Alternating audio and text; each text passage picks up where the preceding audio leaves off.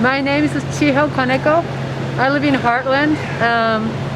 Today, for the first time during this pandemic, I drove to Brattleboro because I heard that there are people gathering to commemorate the 10th anniversary of a Japanese triple disaster, and primarily for the Fukushima nuclear power plant meltdowns. And so I just wanted to say thanks and hi to old friends, and just wanted to be here. And I was dreading this 10th anniversary, the commemoration day, because feels like the world largely has moved on, that forgotten about it, you know?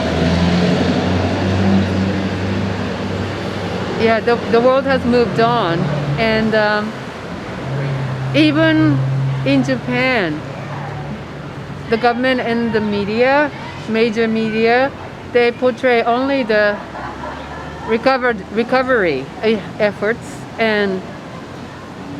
but then the truth, I think there's still so much suffering, not to mention that internally displaced people, they're still out there, you know. Some of them will never be able to go back to their home. And why should they? Because it's not really good for human habitat, you know, as a human habitat, it's a dangerous place. But there's so much money and efforts by the power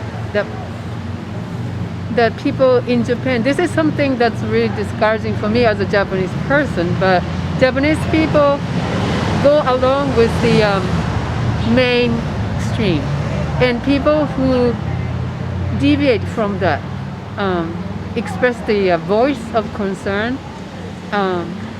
they are marginalized and sometimes labeled as a traitor. Whereas in my mind, those people are actually telling the truth. And those are the people who are really suffering and victimized by the whole system of nuclear chain. And so this 10 years been really difficult time for me to witness that. And I was just really dreading this, you know, oh my God, nobody talks about it, nobody cares. And it's just a series of lies and deception.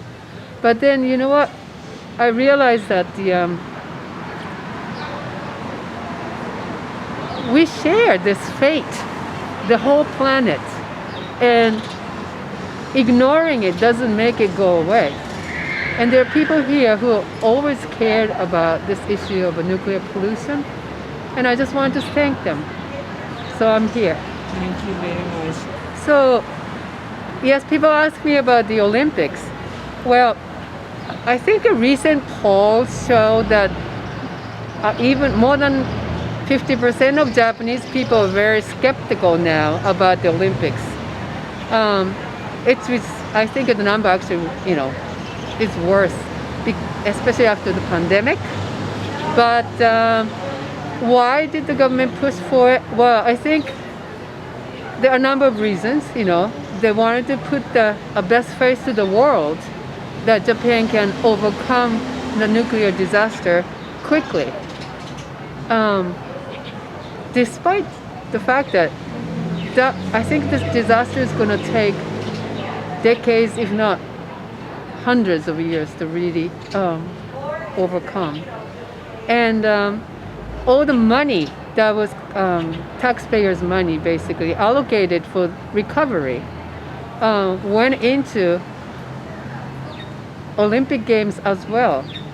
Maybe I should just clarify, Maria. So I think what really bothered a lot of people in the disaster area is that all the energy went into Olympics for the world, and in a way they used recovery from the disaster as the reason for hosting Olympics.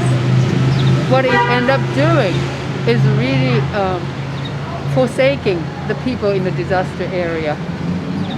So I'm very saddened about that. And as I learned about the mechanism of nuclear system or the whole cycle, I realized that it's not.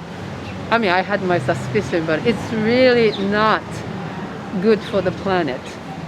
There is absolutely no way that it's a solution for climate crisis, because just even to keep not working, I mean, defunct nuclear power plants, you have to put so much money each day to keep it from melting down again, right?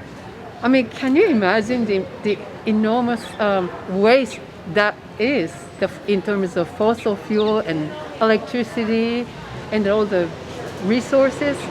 It's mind-boggling. So nuclear power and the waste, there is no solution for the waste, right?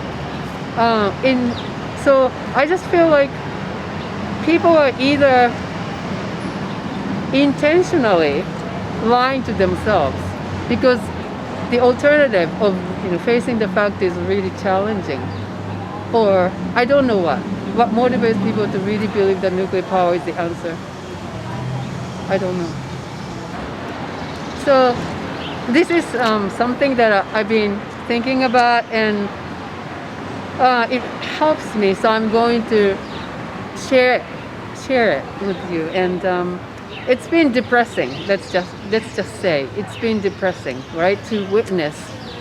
But one of the wonderful things that happened as a result of this disaster was that meeting people and unexpectedly and going to places unexpectedly. And one such people, obviously people in Brattleboro, and Charmaine Whiteface from South Dakota, the Oglala Sioux tribal person who came here. And I met her first here, and then I visited her in South Dakota. And she was basically educating us about abandoned uranium mines, hundreds, thousands of them. And if anybody knows disappointment, to put it mildly, they do, right? And so at one point I asked her, how can you keep going, keep at it, without giving up, or with keeping your faith and hope in humanity? How can you do it? And she said, tribal values and the virtues to exercise, and she learned from her grandmother. And I want to share the virtues, 4 virtues that she taught me.